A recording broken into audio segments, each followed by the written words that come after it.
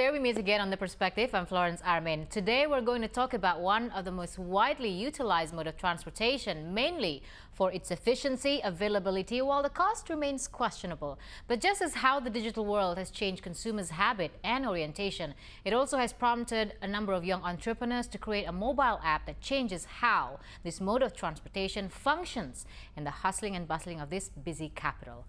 I'm talking to Nadim Makarim and also Mike Moran, the co-founders of Go-Jek. Now, you got to let me know the history of Go-Jek. Go-Jek means what? Go-Ojek, or how did they come about? I'll let you explain it. Well, I think everyone knows the word Ojek. It means motorcycle taxi, and basically the word go kind of emphasizes the speed and ease of use that is all about our service. It's about unleashing the potential of Ojeks, so we call them Go-Jeks. Yeah, it's catchy as well. Do you gentlemen also take Ojeks normally on a normal daily basis, or just when you need it? Just when you need it. When it's a matter of life and death, then you take Ojek, or is it something? I haven't gone into a car in the past 2 weeks. I take Ojeks 3-4 times a day. With the kind of traffic, Go-Jek, yeah, 3-4 times a day. With the kind of traffic that Jakarta has, I wouldn't blame, it would be the most efficient way to travel. I don't really have an option. If I'm trying to hit 4 meetings in a day, Go-Jekking around is the only way to do it. Go-Jekking around. I have a feeling that it's going to be a word that you're going to create, a new word that's going to go on a trend. People are now using it as a verb, like, oh, just Go-Jek it. You know what I mean? Go-Jek it, that's right, yeah. And I think from a branding perspective, to link up with the Indonesian people and try to have that sort of connection. If we were going to call it something like Go Bike, it would be completely different from Ojek to Go-Jek. It just seemed a because little Ojek itself is already a verb, a word that Jakartans, mostly Indonesians, are very familiar with. Correct. Just go and take an Ojek.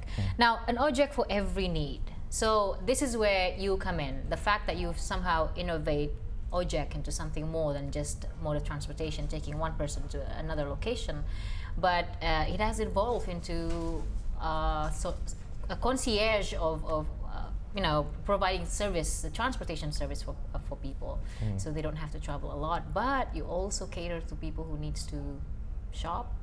And what else are the services that is available? Our main core services, of course, I mean, if you're looking from an Ojek perspective, there is transport, but we also deliver items. If you're trying to if you're trying to deliver items from point A to point B, we offer that service, and also shopping and delivery. So we actually buy and pay for it ourselves first, and then deliver it for you up to about 1 million rupiah. Maximum 1 million rupiah. I think the concept of Go-Jek is about having a fully multi-purpose Ojek. I firmly believe that the value of Ojeks in the lives of Jakartans, especially Jakartans, is extremely high, because once you establish the level of trust, then they can become not only your driver, but your courier, as well as your personal shopper, right? And that's what we do by connecting the most trusted and reliable drivers around Jabodetabek to this application. We select, we recruit them, we establish that level of trust, and therefore enable them to do all kinds of activities for the consumer, and therefore earn more money. We'll talk about that trust issue later on, but right now, can you tell us a little bit about the history of Go-Jek, how it all came about? Sure. So Go-Jek, actually, I thought of the concept of Go-Jek on the back of an Ojek.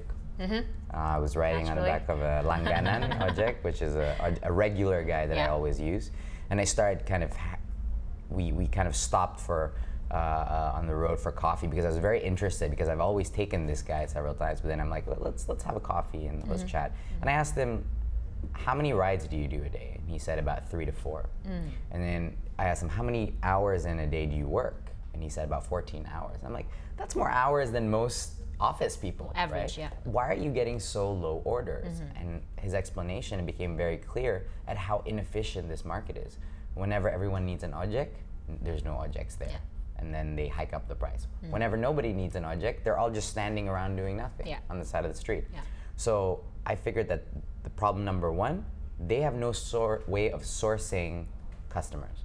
Problem number 2, they have no way of actually diversifying their revenue from just transport. So There's it's no clear map of how the business goes here for them. Exactly. They just wait, and if they're lucky, they get someone who comes. And so it's so competitive between pangkalans. And this is a problem I identified. I'm like, these guys want to work so much harder. Why can't they? And that's where technology comes in. There's also an inefficiency in the system, I would say. Like, following up on what Nadim said, he found out that Ojeks are very territorial. So if you're going from point A to point B, he can't pick up a person from point B. You could just drop a person, but cannot take another. It's kind of like unwritten Ojek code, you know? It's kind of like how taxis work as well. They have their own territories to certain brands of taxis, and that's how the Ojek works. Okay. Now we'll talk more about how it's interesting. I'd like to know how you recruit your Ojeks, and that comes in the trust issues right after the short break.